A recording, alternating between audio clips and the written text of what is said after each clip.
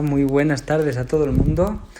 Aquí estamos una vez más en la clase de los miércoles desde el centro Lintai de Girona. Y hoy tenemos algún tema así interesante de algún compañero que ha preguntado, una compañera en este caso, creo recordar, y que es en relación a la enfermedad de Huntington, en la Corea de Huntington. Vale, vamos a ver, esta es una patología de estas que oyes una vez en la serie House y no te sueles encontrar a pacientes así en la consulta de manera habitual. Bien, y es bastante desconocida. No es desconocida la sintomatología que produce, porque hay algunas cosas que sí que se conocen, y como es el caso de que es una patología neurológica en la que afecta a la producción y a la transcripción y demás de algunas proteínas y afecta a algunos genes. Hay una mutación genética en el alelo corto del cromosoma 4 y que incide directamente en la producción de la proteína de Huntington, la HTT. Y bueno, y esta proteína se ha visto que está relacionada en muchos de los procesos, ¿vale? Porque, mira, parece que tiene un papel bastante importante en la inhibición de la apoptosis de las células de todo el cuerpo, porque está por todo el cuerpo, no es una cosa que se produzca nada más en las neuronas.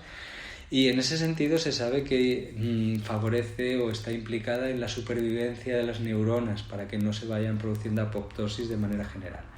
Hay que recordar que la apoptosis está inducida por una sustancia, una proteína que se llama caspasa-1, y que la caspasa-1, como todo, está íntimamente ligado a los procesos de regeneración del sistema nervioso cuando está en dosificaciones bajas, pero cuando sube invita e induce la apoptosis. Bien, de hecho, bueno, la caspasa-1 es también inflamatoria, arrastra la respuesta de subida de interleuquinas, como ya hemos dicho en alguna vez, interleuquina 11, interleuquina 6, interleuquina 1, y que va a inducir a procesos de inflamatorio importantes y a una sintomatología más grave de cualquier patología neurológica. Entonces, bueno, no solo en el proceso de conservación de la supervivencia neuronal, sino que también es muy importante desde lo que es el embarazo, es decir, en el desarrollo desde antes de nacer de todo el sistema nervioso central, etc. Y bueno, es muy importante esta enzima, esta proteína para la señalización, transporte de sustancias, la señalización en la parte de duplicación genética, el transporte de sustancias, los enlaces a proteínas, a otras muchas estructuras en general y para proteger, como os comentaba, las células de la apoptosis. Y normalmente tiene el problema de que es una cuestión de repetición de los genes. No sé si sabéis que, por ejemplo, creo recordar que para tener los ojos azules se tiene que repetir un gen, no recuerdo si era 26 veces, no me acuerdo qué gen, y que si se repite 27, 28 ya no salen los ojos verdes. Bien, tiene que ser un número concreto.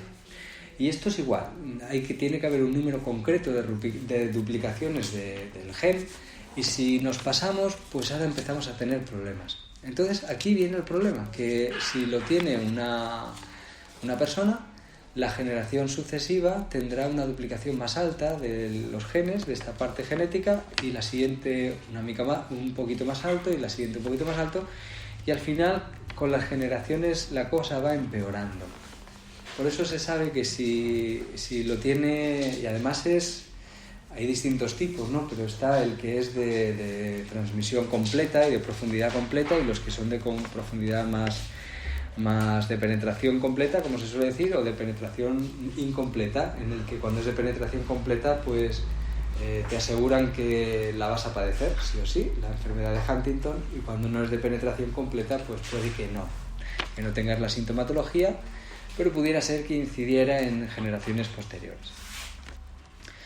Entonces, bueno, el problema de esta enfermedad es que afecta directamente al sistema motor y afecta también a la cognición y a nivel de patologías psiquiátricas. Es decir, la persona se nota que puede tener un Huntington porque empieza a tener alteraciones de humor, de ira, de enfado sin control, de cambios de la percepción del entorno, en la forma de pensamiento, bueno, Y aquí puede llamar la atención si se junta con sintomatología motora.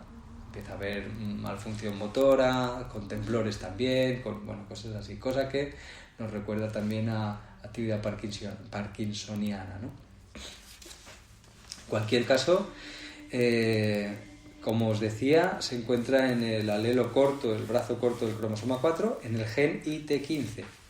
Y el triplete es la CAG, ¿vale? Y el CAG que codifica glutamina. La glutamina es una proteína que se usa muchísimo para todo, básicamente, y que, pues no solo codifica glutamina, sino codifica también la jantinina. Y en general así, a día de hoy no se sabe cómo tratar, se suele dar un tratamiento nada más que para controlar la parte motora y la parte psiquiátrica, pero como parche, pero no se sabe muy bien qué hacer. Lo que sí se ha visto es que se ha descubierto que la parte porque incide en los ganglios basales propios que se encargan de la parte nutricional de las neuronas.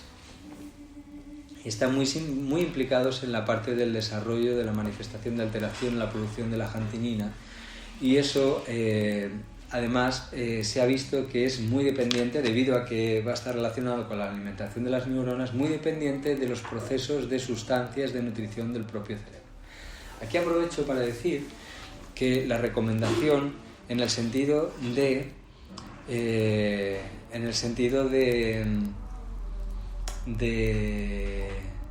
perdonad que no es que dude, es que estoy viendo que se ha conectado Mónica y está saludando a todo el mundo y dando las gracias. Mónica Larruy Carrete, que es compañera nuestra de Barcelona, bienvenida, y continuamos. Vale, que en este sentido nutricional recuerdo que el ácido láctico es excepcionalmente bueno para el buen funcionamiento de la zona glial, de la parte glial neuronal y de la nutrición propiamente, astrocitos, etcétera, etcétera, de las neuronas. Entonces, aquí lo de las apneas puede ser una cosa bastante interesante para ayudarnos a favorecer los procesos de subida de ácido láctico en el cerebro. Recuerdo que el ácido láctico, por ejemplo, se ha visto en los osos pardos, en los murciélagos, en diferentes animales que hibernan, que lo que hacen es entrar en patología de Alzheimer. El cerebro se vuelve con Alzheimer total y desconecta completamente. Y lo que se ha visto es que tienen la capacidad de revertir el proceso lo ponen en un proceso de Alzheimer justamente para que no haya consumo neurológico y el consumo de calorías se quede en mínimos, ¿bien? Entonces se quede prácticamente para la supervivencia basal y puedan pasar el invierno sin tener que ir a buscar alimento ni nada de nada. Entonces, ¿cómo salen del Alzheimer? Pues produciendo apneas. Al producir las apneas ayudan a aumentar directamente el ácido láctico en el cerebro, y el ácido láctico es comidita para el cerebro, se pone fantástico, empieza a reaccionar toda la respuesta neuronal y las interconexiones empiezan a funcionar. Sí, empieza a haber un impulso claro, vivo del encefalograma. Entonces, el ácido láctico recuerdo que es uno de los alimentos principales del cerebro, ¿bien? Que al final hay que transformarlo todo en glucosa, es verdad, pero no hay que olvidar que hay muchas personas piensan que la glucosa es el alimento para el cerebro, pero la glucosa que llega, normalmente cuando comemos, y como comemos glucosa, llega por excedente de glucosa. No porque la glucosa que entre en sangre vaya a ir dirigida al sistema neuronal. De hecho, hay que tomar mucha glucosa para que el cerebro se entere. Mucho carbohidrato, mucha glucosa, para que por excedente, porque algo ya sobra, entonces le llega al cerebro. ¿Qué pasa? Que cuando baja en sangre, el cerebro vuelve a pedir comer. Y aquí tenemos las ansiedades estas constantes de no puedo parar de comer y todo el rato me pide.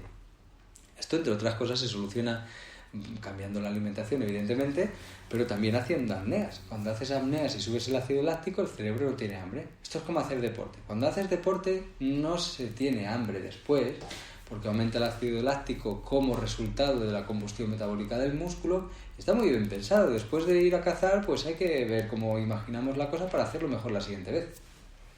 Todos los animales, en general, ¿no? Entonces, producimos ácido láctico, ya hemos cazado, ya no vamos a correr, y ahora esto nos da para trabajarlo con la cabeza, neuronalmente. Entonces, viene muy bien. De hecho, se recomienda hacer, después de hacer deporte, pasado media hora de hacer deporte, entre media hora y 45 minutos, a partir de aquí ya, ¡pum!, ya tenemos una respuesta buena fisiológica en el que cuando paramos se recomienda hacer ejercicios matemáticos mentales, sudoku, tal, lo que sea, para aprovechar y gastar ese ácido láctico. El cerebro ni se lo cree, es como si estuviera drogado, se coge un globo fantástico de ácido láctico, pero que tiene tanta energía que no sabe ni vamos, está como si estuviera en el paraíso en ese momento. Y empieza a funcionar todo eso que estaba que no funcionaba tan bien, vamos a decirlo así, comienza a funcionar mucho mejor. ¿Bien? Entonces, si vamos dirigiendo la parte no solo de la alimentación, porque también se han visto los estudios que el trofismo general es importante. Y aquí en el trofismo tenemos que es la parte de nutrición de las propias células, entra dentro del trofismo todo el proceso de microbioma que puede haber por allá también, porque procesos de inflamación derivados de bacterias nos van a alterar el trofismo, evidentemente, y van a producir procesos inflamatorios que nos van a ayudar en una patología como Huntington tampoco. Entonces, cosas que hemos explicado en relación al Parkinson son aplicables en un proceso de Huntington, ¿bien? Todo lo que es en relación a mejorar el metabolismo de ATP, mejorar la respiración, la nutrición neurológica, ayudar a bajar procesos inflamatorios, manitas en agua, todas estas cosas que hemos dicho y que lo tenéis en audios anteriores, en Parkinson y demás, que los estuvimos hablando un poquito más extendido, bueno, pues todo eso nos va a venir excepcionalmente bien.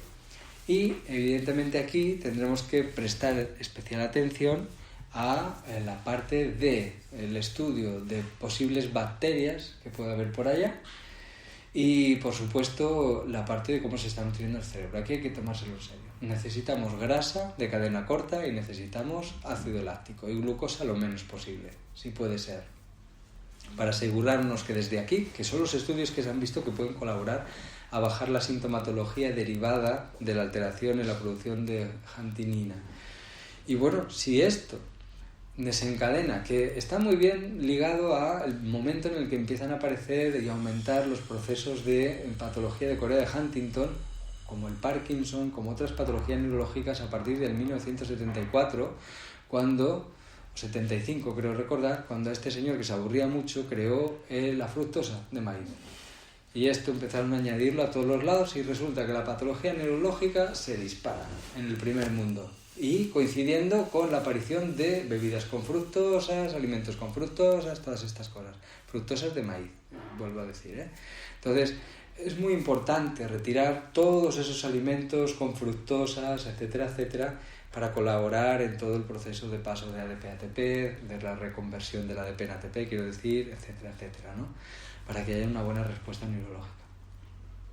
Desde la medicina china, bueno, pues esto vamos a darnos, porque la parte de Parkinson ya nos va a servir, no voy a redundar, pero sí que cuando sabemos que hay una mutación genética clara, en este caso en el cromosoma 4, y que está relacionado con un triplete genético muy concreto, ¿no? Que es la citosina, adenina, guanina, la CAG, ¿vale? Bueno, pues en este caso ya tenemos, las personas que trabajamos o hemos estudiado en la escuela Nichin, ya sabemos que hay algo que nosotros lo relacionamos con algo que llamamos tablero de ajedrez oracular, pero que es más bien un tablero de información, en el que ya ahí podemos ver en las tripletas de codificación de glutamina cuáles son y qué resonadores dentro de la medicina china están asociados, con lo que nosotros podemos buscar todos los tripletes, porque están ahí esa información, con el CAG, para poder ver y trabajar con los resonadores que aparecen. Aparecerán más de uno de CAG probablemente, entonces bueno, pues lo miramos, lo buscamos y mira, glutamina, y a partir de aquí podemos usar esos resonadores, dentro de que ya sabemos que podemos usar resonadores del Shan Chao, en este caso el resonador 4 de Shan Chao, porque va a estar relacionado directamente con el cromosoma 4, ¿bien? Y lo usamos bilateralmente, tanto por parte de madre como de padre va a venir heredada la enfermedad de Huntington, entonces lo vamos a usar bilateralmente y podemos ir trabajando con el 4 de San Chao y los resonadores que aparecen en la